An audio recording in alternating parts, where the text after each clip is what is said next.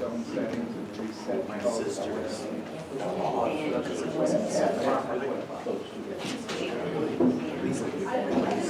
Every year this time. Hello. Hi folks, I'd like to welcome you to the Grosse Pointe Library's Center Branch. My name is Dave Lamb.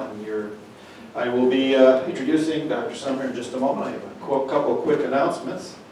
On Thursday, October 17th, which is today, so we got Dr. Sumner, of course. I'm sorry. On November 21st at 6:30 p.m., last year's very popular speaker, former paratrooper and historian Stephen Rosick will be returning to speak this year on Operation Market Garden, the gamble in Holland that was a bridge too far. And then on Thursday, December 12th at 7 p.m., popular museum curator Chris Causley from the Michigan Military and Technical Society in East Point returns to speak about a variety of military-related technologies that were either developed and or manufactured right here in Michigan during World War II.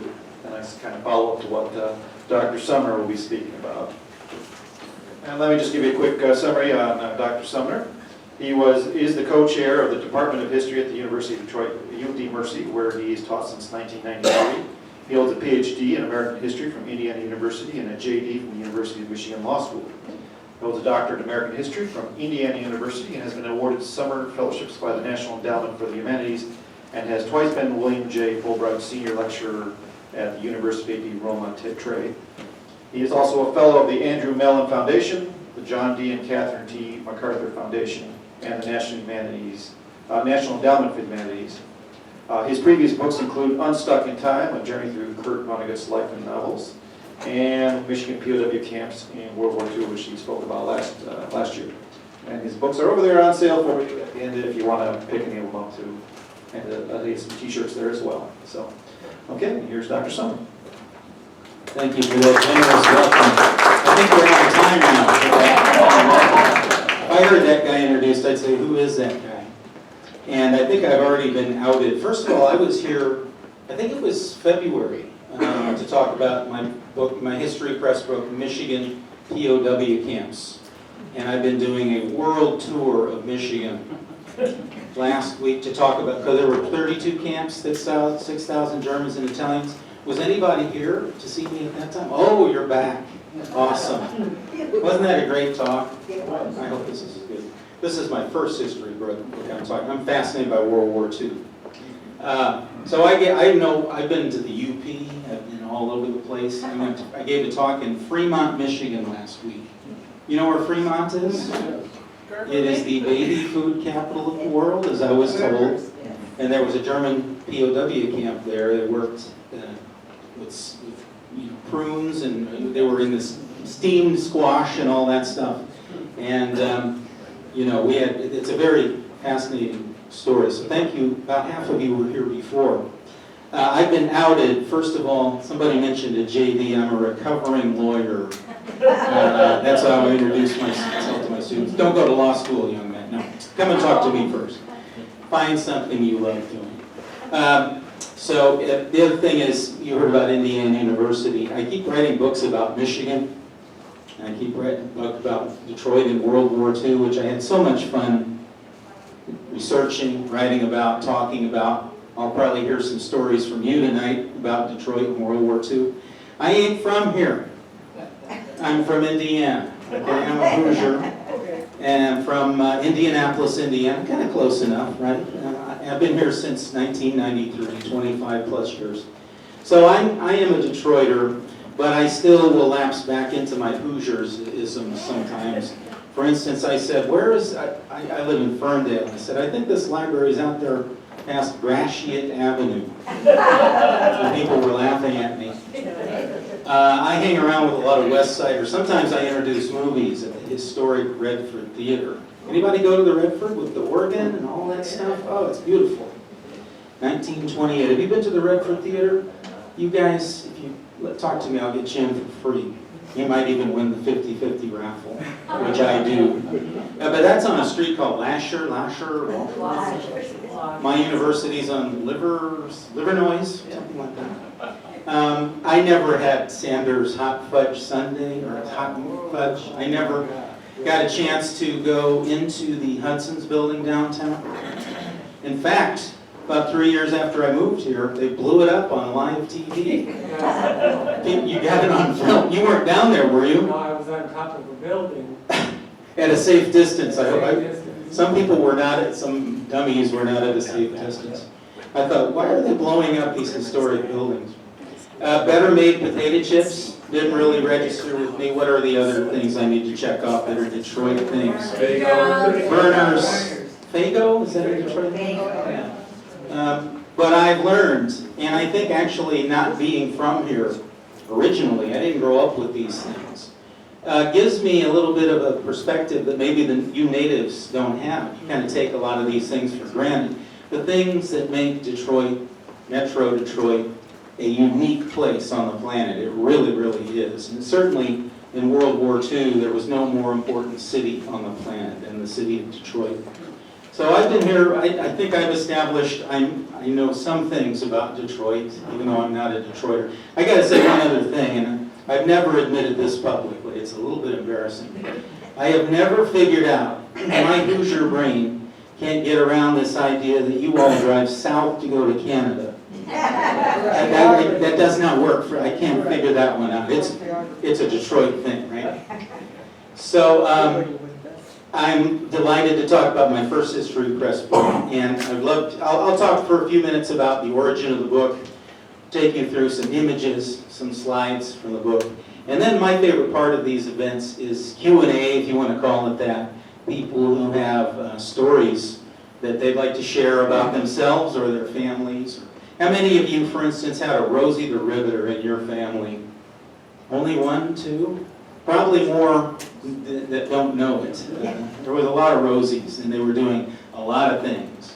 Not just working at Willow Run and the Detroit and the Warren Tank Arsenal. They were doing a lot of things. Driving cabs. They were streetcar conductors, women streetcar conductors. Can you imagine during World War II? Plumbers, working gas station attendants, mechanics. Women stepped up. We wouldn't have won World War II without. I call Rosie the women of World War II. And speaking of the women of World War II, Jean Gilbert is here tonight. I'm so honored. She was in the China, India, Burma theater in World War II. I'm not going to say your name. Thank you for coming tonight. I'm very, very honored that you're here. Thank you for bringing her. And thank you for your service. And my front row is loaded. Over here I have Stephen and Henry and Leo and Matthew, who go to University Liggard High School. You're sophomores? Yeah. Here she is, right here. This is the reason you came tonight, not me. So thank you for coming. And you guys can probably, I always pick up new stories when I talk about Detroit and World War II. Basically, I got a call from the History Press, which if you go to Barnes & Noble, you know, in the Michigan or the regional section, they do regional local histories nationally. They're based in South Carolina. And this is about 2014. They said, we got a book on Pittsburgh in World War II. We got a book on Baltimore in World War II. Would you like to write a book for us on Detroit? And I said, before they finished the sentence, I said, I'll take it. You got to be kidding me. The Arsenal of Democracy? I would love to take that challenge on. And for about a year and a half, I was like a sponge, reading things, listening to people, talking to people, visiting sites, gathering pictures. And the book came out. I was really happy with it, and I enjoyed it. And I learned so much when I first talked about it in 2016 and 2015. I could write another book just about the book tour, you know, the new stories I learned.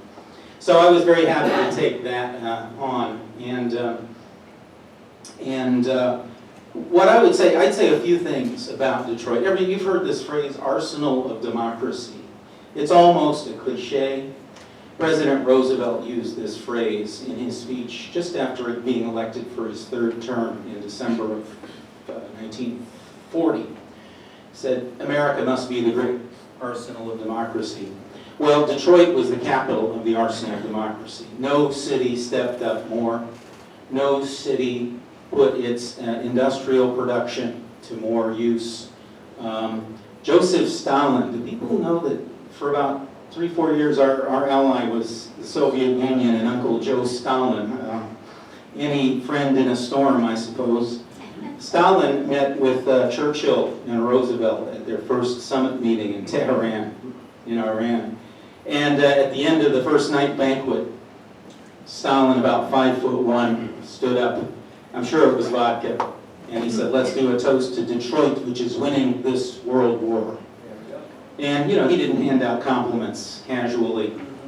Detroit produced, well, probably over 10% of all the implements of war, particularly the auto industry was leading the way. Not only the big plants, the Packard plant, the River Rouge, Highland Park, and so forth. The purpose-built camps, I mean, Willow Run became a brand, it became a trademark. It's a miracle. Henry Ford's company, it was actually Edsel Ford who made that happen. Built that place on a bunch of, you know, it's like peach trees, apple orchards out there. Who's been to the Yankee Air Museum or been out to you need to go, that's a great museum, great artifacts. You know, when I think about Detroit, and not everybody thought the United States, by the way, could step up the way we did. We overwhelmed the fascist ally, you know, their axis. We overwhelmed them with production. Not everybody thought we could do it, especially because the United States got involved so late. We were very late to the party. And I tell my young students, we could have lost World War II. We came very close on a number of fronts. And can you imagine how things would be different? So we got in late. We were kind of dragged into the war. We had started working up our productive capabilities before Pearl Harbor, but that's what really, we were very divided. I think up to December 6, 1941, most people still wanted to stay out of the war, even though Hitler controls all of Europe, controls North Africa, threatening Moscow, and the Japanese, of course, are running wild in East Asia and the Pacific. Isolationist sentiment was very strong, and I understand it, because if you go back and put your mind at that time period, World War I had only been 20 years earlier. And a whole generation of young men, probably a little bit older than these guys, were kind of thrown into this trench warfare thing. In the United States, again, late, we tipped the scales. World War I, we'd already been through this only 20 years earlier. And at the end of World War I, a lot of Americans said, man, we got used. You know, the peace didn't really create a peaceful world. Britain and France used us. Why did our guys fight that war? Isolationist sentiment was very, very strong in this country. And in Detroit, you had Detroit-born Charles Lindbergh in 1941 making speeches for America first. Stay out of the war. Roosevelt's trying to drag us into war. Well, Pearl Harbor wiped all of that away. And in one day, on a Sunday, and everything changed. I think it's the most important date of the 20th century. And we ramped up our production. We ramped up our, you know, in 1939, I think the United States had an army. We were pathetic in terms of our size and our equipment. We were ranked 17th in the world behind Romania in terms of our armed forces. General Patton had tank units, and he had to go buy from the Sears catalog spare little parts, tools to use. They used, you know, flour for hand grenades and things like that. We were very, very not prepared. Part of it was isolationism, part of it was the legacy of World War I. That changed, and it was beginning to change even before Pearl Harbor, but that sealed the deal. Not everybody thought that the United States could step up like we did. Certainly the Japanese didn't. They thought they would scare us out of the Pacific and we would say, okay, that's your territory.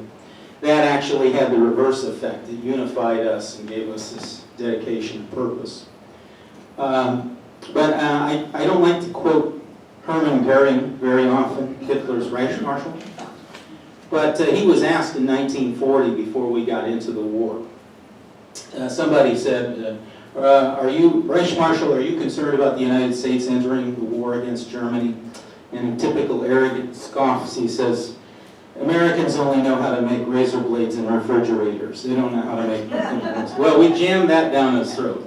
The refrigerator companies started making the implements of bombs, plane parts, tank parts, and so forth. So not everybody thought we could do it, but when I look back on that time, and particularly Detroit's role as the industrial powerhouse, The first thing I would say, I know this phrase, arsenal of democracy, it's a cliche, but it really was true. And Detroit's, the way we mobilize is much bigger than you even think, as I studied it. I mean, 22,000 tanks out of the Warren Tank Arsenal that was built way out. You know, there were hunters out there that were shooting while they were constructing the tank arsenal. Way out, I think, is it 10, 12 mile in Mound? 11 and 12, it's a big, yeah. 8,640 B-24 Liberator bombers out of this Willow Run plant in 3.5 years. You've got to be kidding me. It's an amazing conversion. It's heroic. It really is. It's bigger than you think. You think you know how big it is, but the more you look at it, it just gets bigger and bigger, or as even Stalin recognized. When I think of Detroiters in World War II, and I think of Rosies, I think of the people in the war plants, I think of kids doing scrap drives. I talk about all aspects of life in Detroit during World War II. And when I think of the 16 million, mostly men in uniform, the phrase that comes to my mind is can do. Have you heard that phrase before? I think it's a military term, can do. You need us to build Liberator bombers? We've never done that before. Planes are a little more complicated than Ford automobiles. And you know, the Willow Run plant took so long, it was Albert Kahn, actually, his final design. Albert Kahn designed everything in Detroit. I mean, the beautiful Fisher Building, homes, the Rackham Building. He designed the River Rouge plant. He was Henry Ford's architect. Highland Park. He designed the Warren Tank Arsenal. His last design was the Willow Run plant for Henry Ford's company. And I like to say, here's a man who was the son of a German rabbi who did more to beat Hitler than just about anybody I can think of. Albert Kahn. You should know about him, and you should really study his amazing, he's really a world-known architect. Can do. You need us to build, I think Chrysler said, yeah, we'll take that government contract to build M3 tanks. What's a tank? You know, I mean, like, they had to figure it out on the fly. And it was, I hate to use it, it was an existential crisis. I mean, it was do or die. And maybe that's what focused us, that's what united us, that gave us that sense of purpose that I don't think we've really had since. So can do is a word that comes to my mind. The unbelievable scale of our production, the big companies, but every tool and die shop in Michigan, it seems like, converted over to building, 20 million combat helmets, built in Detroit. A radiator company started building, bomb parts and so forth.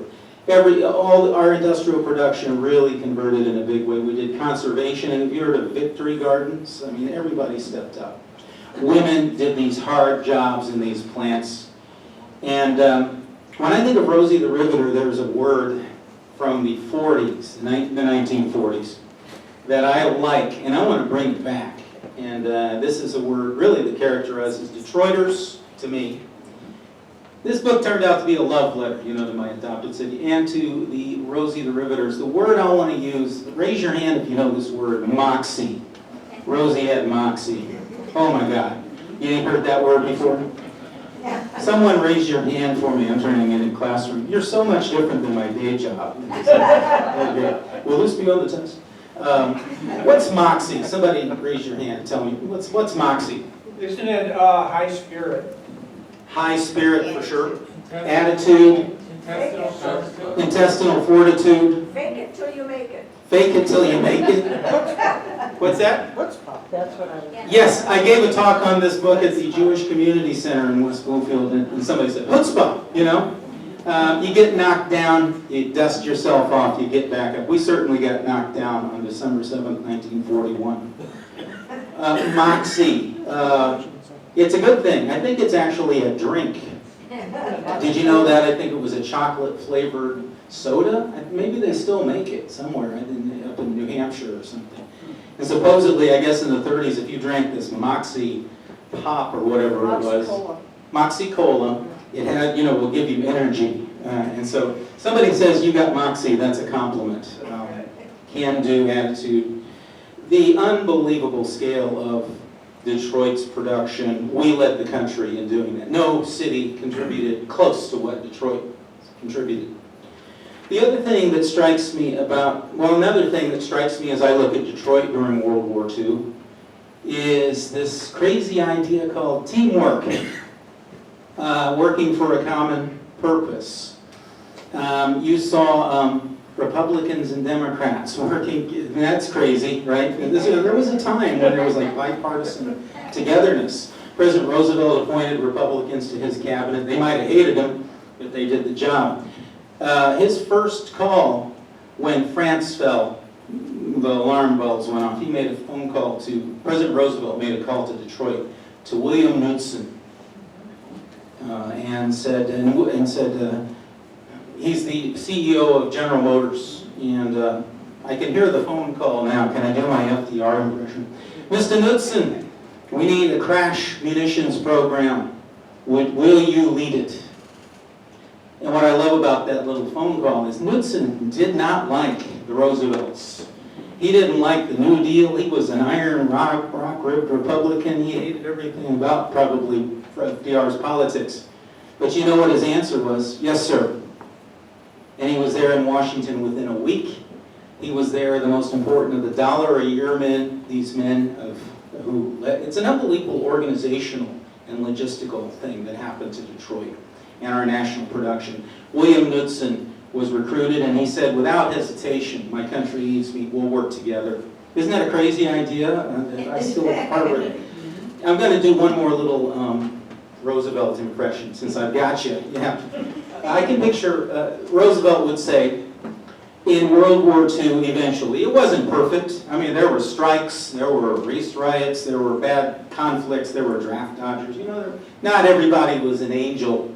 We're talking about human beings, but generally speaking, people lifted their game and they worked together. Roosevelt would say during World War II, business, government, and labor worked together. And that's quite an idea, isn't it? And that's United Auto Workers. Everybody put aside their small concerns. And that's that greatest generation thing. I think every generation is great. You're a generation, but the Depression and World War II people are pretty special because they were so tested.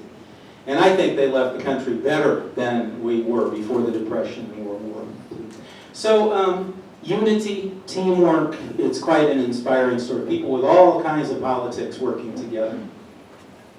There was a black market. They didn't abolish greed or criminals during World War II. They were around, unfortunately, and I don't buy into the big mythologies of we were so perfect. The other thing, as I get to the pictures, is I think about Detroit. And again, I write about every aspect of life here in the Motor City, the arsenal of ours. The other thing is the 24-hourness of this place. Unbelievable. People working 3 shifts round the clock, coming out of the Depression, mind you. People had money in their pockets. Millions, not millions, but hundreds of thousands of people were moving to Detroit to work in the war plants.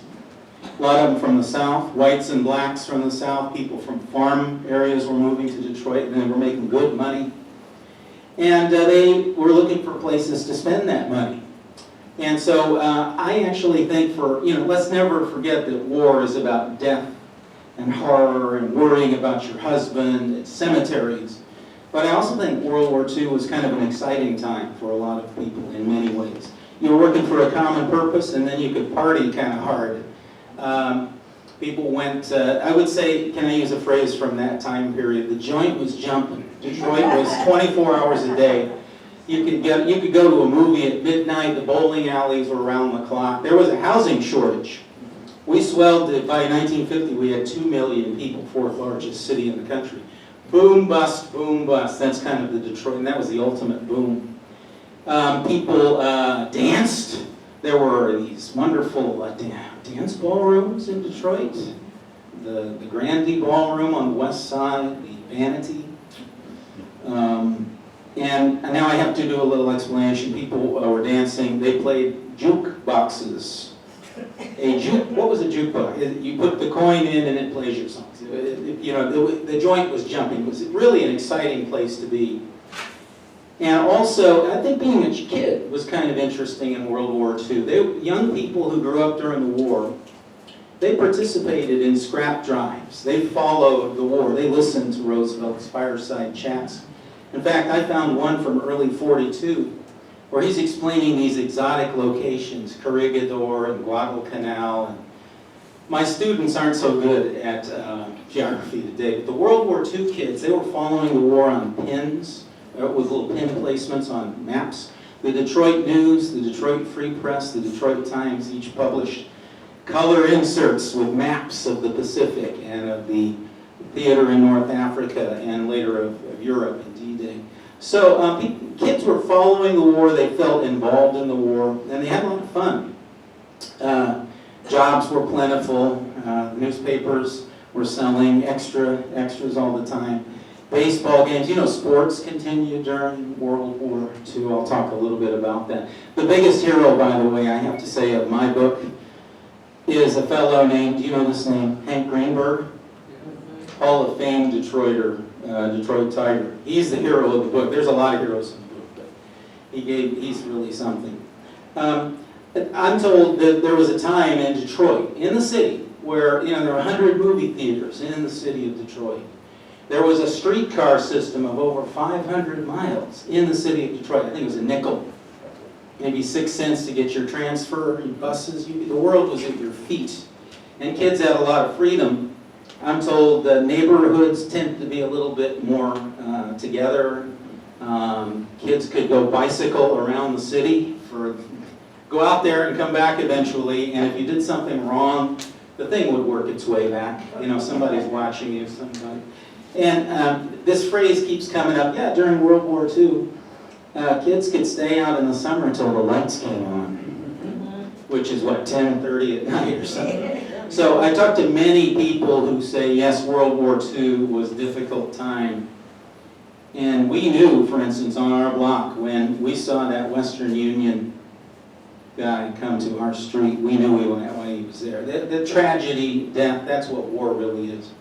But the flip side of that is maybe there's a sort of deeper enjoyment of life. And kids had a lot more freedom. I mean, a lot of their moms were working in war plants and doing other jobs. So the 24-hourness, the joint was really, really jumping. And I think I'll go now to some images from the book. We'll kind of walk through the war together. You recognize what this image is? This is a B-24 Liberator, fresh off the assembly line, two mile-long assembly lines coming out of Willow Run. And it's flying over the city of Detroit. That's a nice picture from the Detroit News that I found for the book. And it was very common to see bombers, to see fighter planes over the city. It was wartime. It was common to see soldiers and sailors, the naval armory, Broadhead, and so forth. It was a militarized city, but it wasn't that way before Pearl Harbor. This is a picture, I think, in 1941. These are Detroit women who are against going to war. Not again. We just did this 20 years ago. Keep the embargo. They don't want us giving. Franklin Roosevelt invented this thing called Lend-Lease, where we started getting equipment to Winston Churchill. Completely illegal, but I'm glad he did it, But a lot of people thought this is going to get us into war, and it kind of did. These women had rallies. They went to the America First programs. They were very much against the war. A lot of women. The majority was against the war. And they had a rally at Belle Isle where I found out a woman held up a sign that said, "Mothers will not lend or lease their sons." So, let's stay out of this thing. But that all changed on December 7th, 1941. 2,403, mostly sailors, died on that day with the surprise attack by the Japanese at Pearl Harbor. A friend of mine took this picture 4 years ago. There's a beautiful memorial. Have you been to Pearl Harbor? Have you been to? Yeah, actually on your dog there. Wow. What was it like? It was awesome. Did you see the Arizona? Yeah. Yeah, and still leaking, my God, Yeah. So I'm glad you went. You probably saw this wall. This lists the dead from that day. And I wanted to just show that, to, again, get across how devastating that attack was. And if you look here, I guess, Ben Marsh, I think he's from Grosse Pointe, or he's from the east side of Detroit, ensign. He was Detroit's official first casualty of World War II. And so that was a very sobering kind of thing. Isolationism evaporated almost overnight. And then you had this scene the day after and the days after. This is down on Woodward. People showing up around the block, Fort Street, the induction center, Fort Wayne, men and women signing up. They want to get in to do their patriotic duty, and it's a real nice picture from Woodward Avenue. I think 99% of the public was now certainly wanting to win the war against Japan, and Hitler conveniently declared war on us, so we got on a two-front war. This is a very poignant image that I found. I used the Reuther archives, too, at Wayne State. These are actually British children in Windsor. And you know, England was hanging by a thread. It was being bombed. A lot of Britishers sent their children, if they had the money to do it, to Canada for safekeeping. And they were accepted as family by the Canadian families there. But don't they look a little sad? They're thinking about their families. They're orphans, war orphans in a way. And it's just kind of a reminder, we're sitting here, we haven't been attacked on the mainland. But England is hanging by a thread, and a lot of people are in great danger. Those are British war orphans in Windsor. There's Albert Kahn at his office in the Fisher Building. And he died in 1942, I think, but not before he did his greatest designs. Henry Ford's architect, among other things. The Warren tank arsenal, this is going at full blast. As I said, 22,000 tanks ultimately. First they built the M3, let's see, what's it called? General Lee tank, which was not a great tank. And you know, tanks are important in World War II. Then we started to build the M4 Sherman, and we were supplying equipment, tanks to the Soviets, to the British, to the Chinese, and we were not just supplying our people. And Detroit was doing it. I have a real nice picture from the Reuther archives. Teamwork, isn't that a great shot of the men working on these tanks? And Chrysler really didn't even know what a tank was. They figured it out very fast. Have you seen the Detroit industry murals at the DIA? This kind of reminds me of that, of men working together. It's a beautiful scene, and I like that picture. This is the first M3, came out April of 1941. We had this tank ready. And they gave the employees a couple hours off in the afternoon. You can see some of them. This is the Warren tank arsenal. This is the first tank off the line. It is making a telephone pole into toothpicks, and they're watching it, the test of it. And this was broadcast live on WWJ, and the governor was there, the mayor was there. It was a big deal. The first tank off the arsenal in Warren. The day President Roosevelt visited Detroit, September 18, 1942. The president wanted to do a tour of war plants and kind of